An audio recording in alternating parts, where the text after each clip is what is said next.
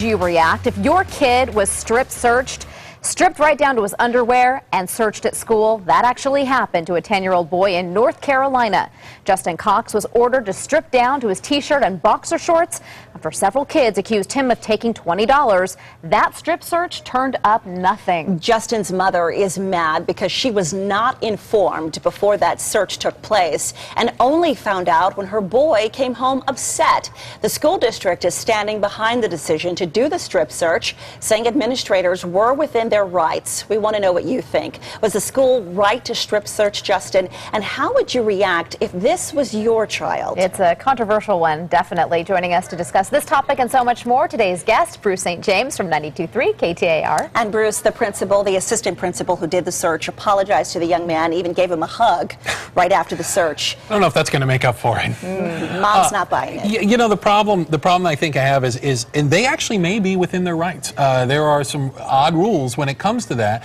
But the problem I have more is the idea that when students go into a school, they give up all the rights that we would enjoy normally on the street. And there's got to be a balance in there, and this just strikes me as going too far. I just feel like the mom should have been called in, and she could have done the search or talked to her child and said, okay, do you have it in your pants? Do you have it anywhere else that, you know, we can't see?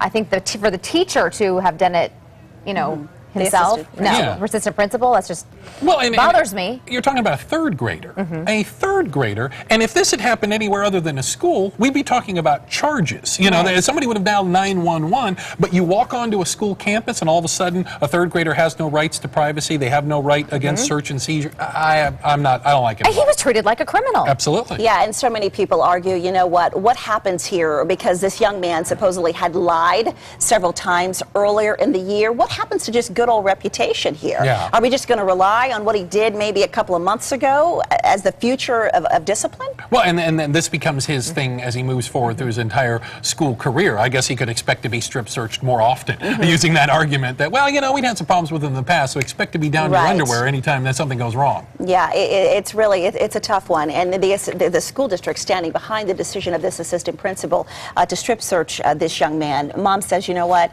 this is not cool. Well, they always use safety and security as the excuse, and you know what, there are some valid reasons for safety and security, but if you're willing to say that justifies any action, well, then get ready for things like this. And this particular case had nothing to do with safety and security. I mean, when you read what the mom says, she says that the vice principal came up to him and rubbed her fingers around the inside of his underwear. It's worse than the TSA.